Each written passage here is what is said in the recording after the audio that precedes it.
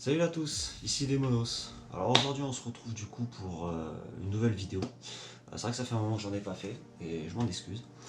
Là pour cette fois-ci ça va être un unboxing et une review en même temps. Du coup pour une nouvelle réplique que je me suis acheté qui est juste ici. Et du coup bah, j'ai flashé dessus. Ça faisait un moment déjà que ça me tentait d'avoir ce modèle de réplique. Et principalement à la base moi je suis sur DM4 et là je me suis laissé tenter sur du coup un modèle AK, enfin une base de AK. J'avais déjà testé il y a un moment de ça du coup une AK74 sur le terrain où je joue habituellement à Covini. Et ça m'avait laissé un bon souvenir au niveau de la prise en main et tout. Je m'attendais à quelque chose de plus, comment dire, plus abrupt, une mauvaise prise en main ou autre chose. Et en fait non, j'étais agréablement surpris. Donc du coup ça m'a laissé un bon souvenir et ça m'a donné envie aussi du coup de me laisser tenter par un modèle euh, de base AK. Alors AK74, hein, pas AK47, j'aime pas les chargeurs qui sont trop courbés. Heureusement c'est pas trop le cas pour les chargeurs d'AK74.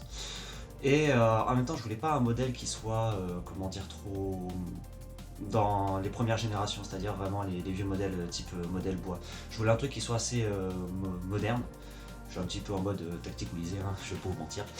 Et du coup c'était un petit peu compliqué de chercher, surtout dans une certaine gamme de prix. Je voulais pas non plus investir trop. Principalement je pense à tout ce qui va être les EL et les LCT.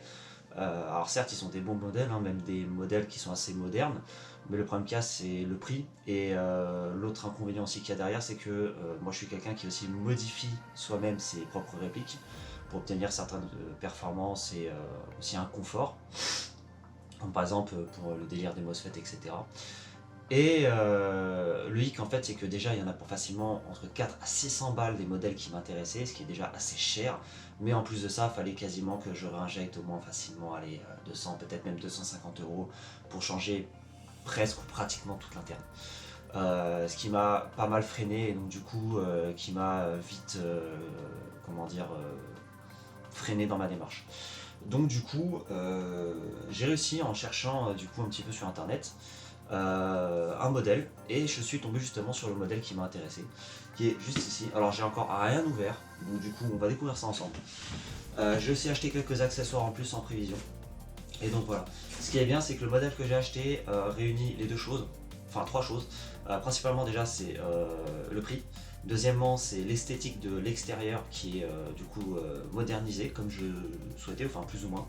Mais aussi l'interne sans que j'ai besoin de mettre comment dire des milliers et des cents pour du coup la modifier à mes besoins. Là je sais que si je viens faire des modifications dessus, elles seront légères voire mineures. Donc c'est ça qui est assez intéressant, surtout pour le prix. Donc du coup on va ouvrir ça.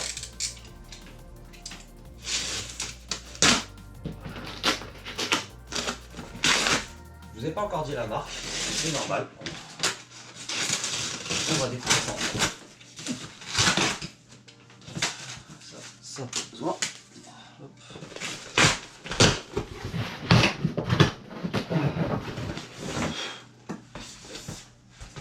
Ça vient. Donc voilà, c'est une Specna Arms. Le nom du modèle déjà, c'est une SAJ06, si je dis pas de bêtises.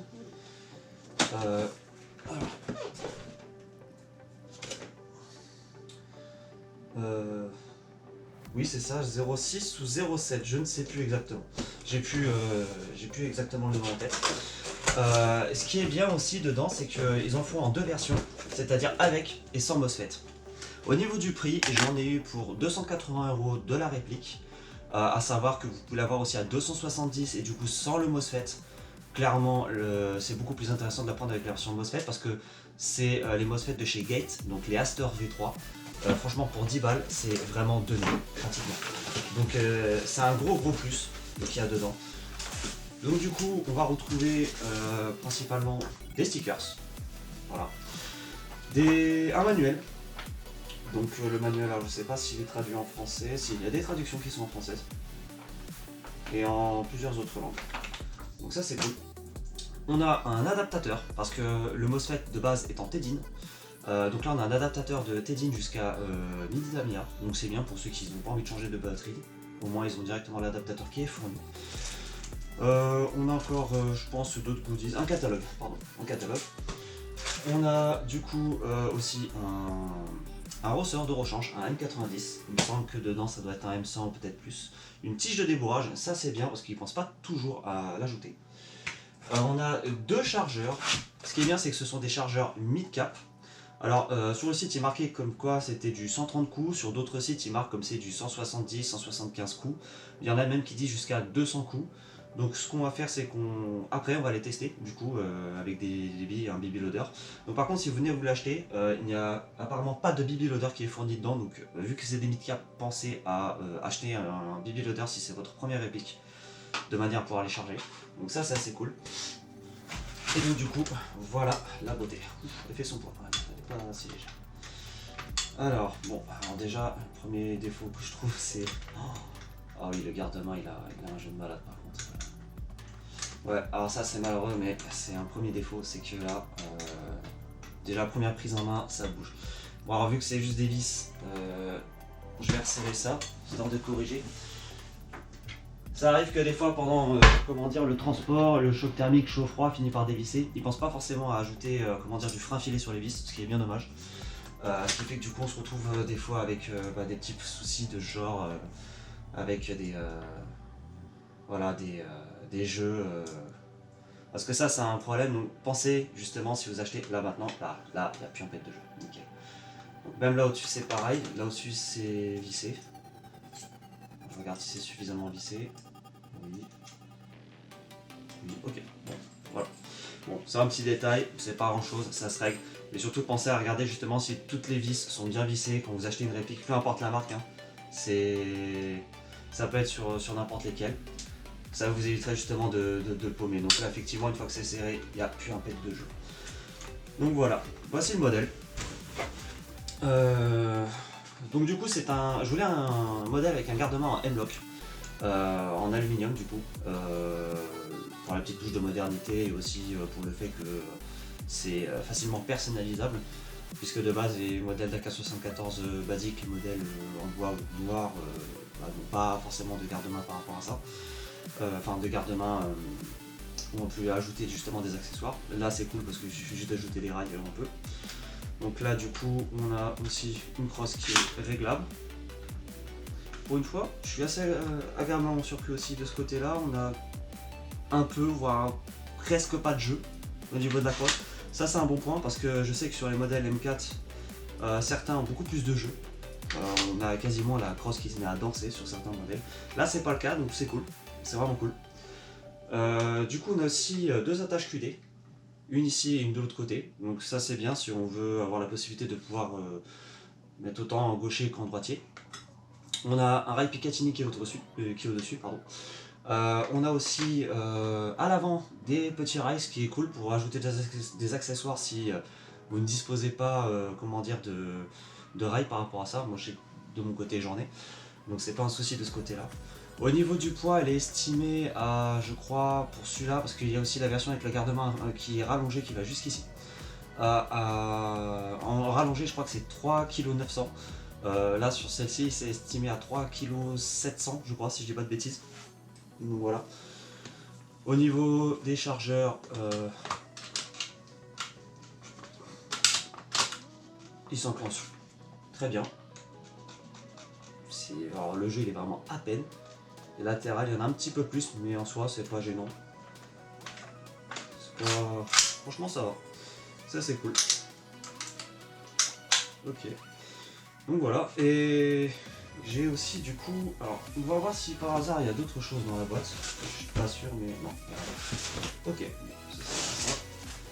On va ranger ça.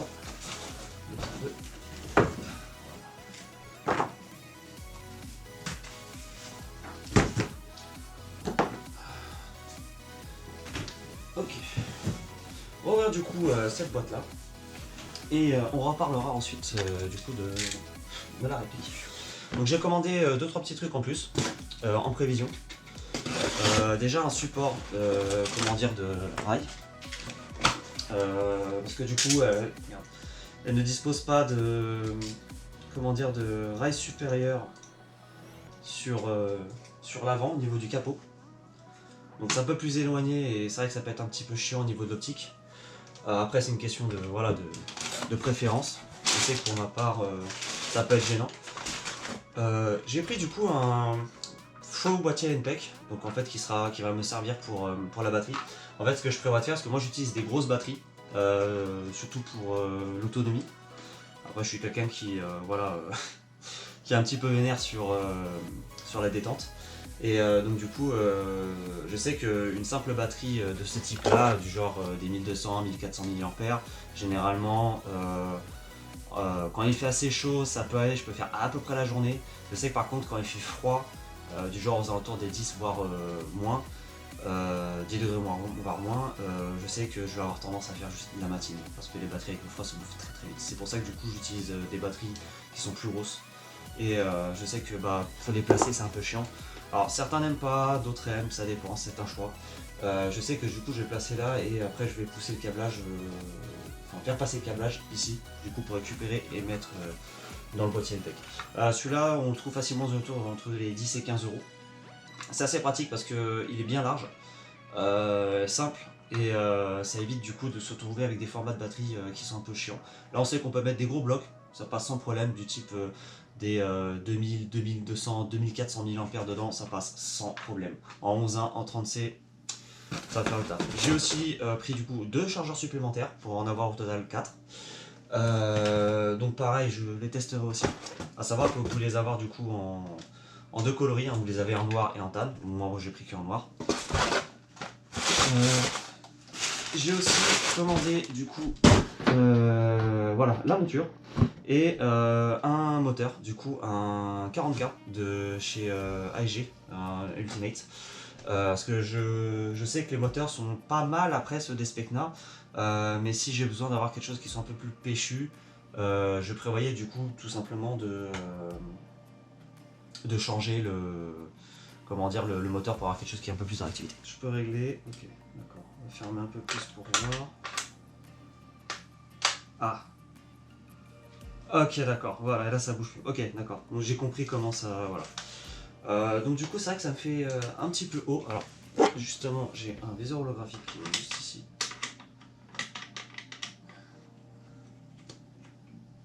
Que je vais monter dessus. Alors c'est vrai que par contre la monture elle fait vachement haute.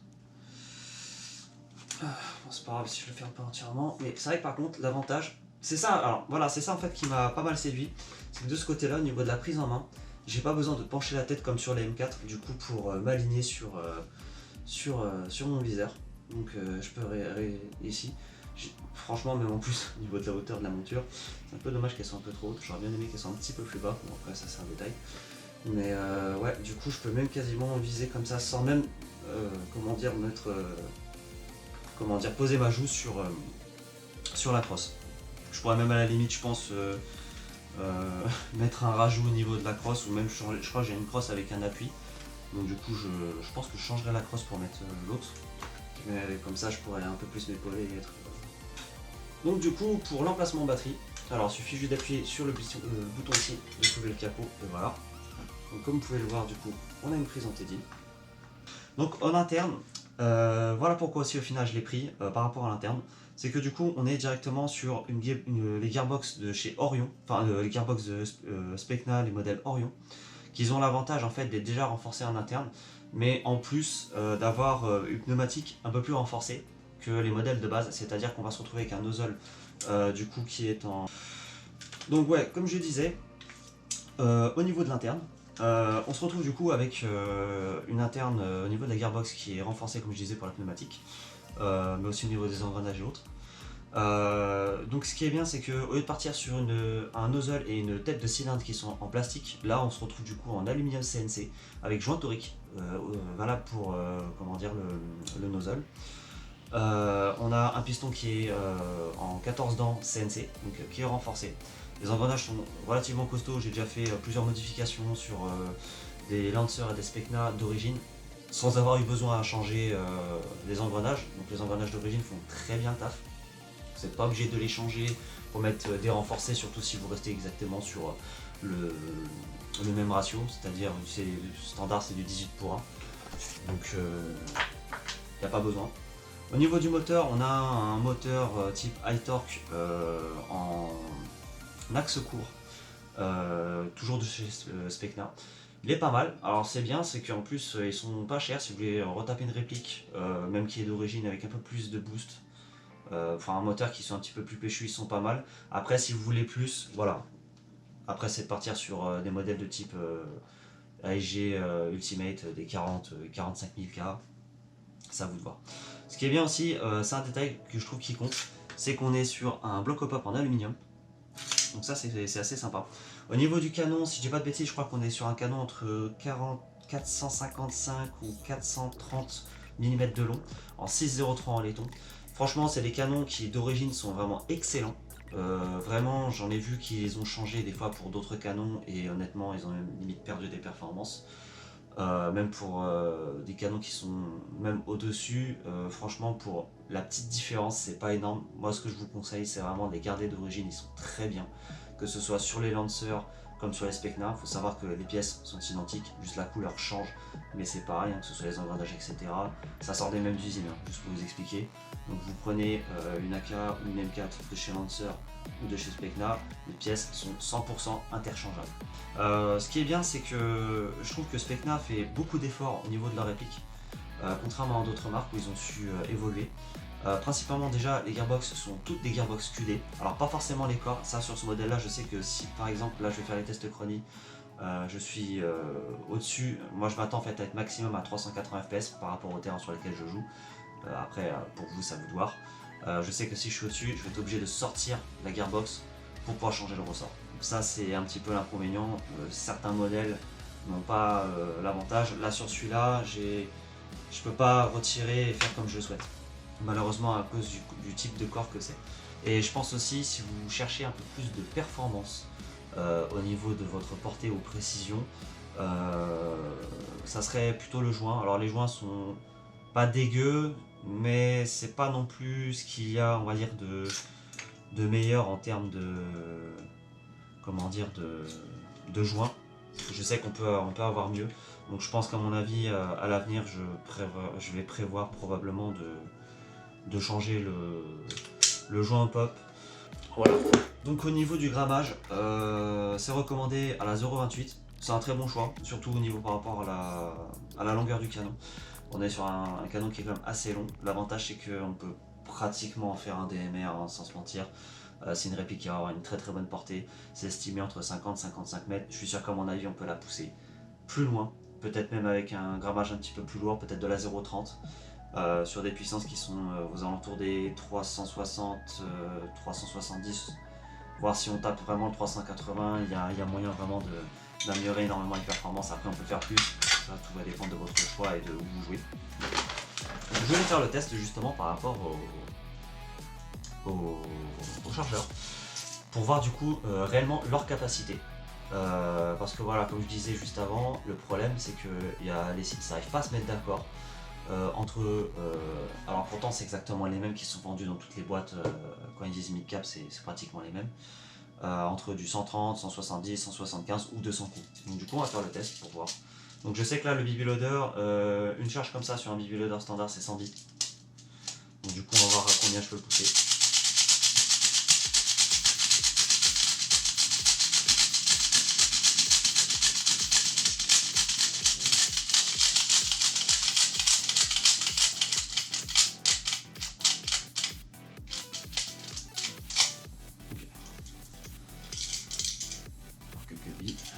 C'est reparti.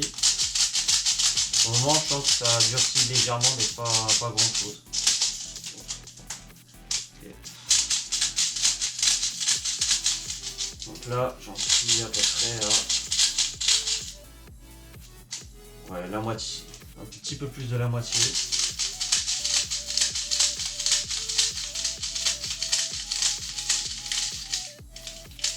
Ok, donc là je peux plus en mettre plus. Donc ouais, je pense qu'à mon avis au niveau de l'estimation, les 170 billes sont 170, 175, ça les fait. Ok, on va checker la batterie. elle réagit plutôt bien. Ouais, c'est ça. Donc voilà, là, en semi. C'est pas dégueu au niveau de la réactivité, franchement. D'origine, ça tourne bien. Et en full, ça tourne nickel. Ça va. Ce que je vais faire du coup, c'est... Je vais faire le test chronie pour voir combien elle sort d'origine. Ok. Donc là, le pop est à 0. Ouais, il est bien à 0. Hop, on va mettre en semi. Et on va faire le test. Ok. Donc là, ma fiche, 3,75. 3,73. 3,75 pour le moment, je note qu'il y a un delta de 2. À peu près 2,5. Ce qui est vraiment très peu. Donc ce qui prouve qu'au final, au niveau de l'étanchéité et de la pneumatique, c'est très correct. Bon, même excellent. Sur ce, je vous laisse. Si vous avez des questions, n'hésitez pas à les laisser en commentaire. Des avis, des conseils, etc. Et du coup, si ça vous intéresse, je vous invite du coup à aller regarder le reste de mes vidéos. Et sur ce, je vous souhaite une bonne journée et puis à plus sur le terrain.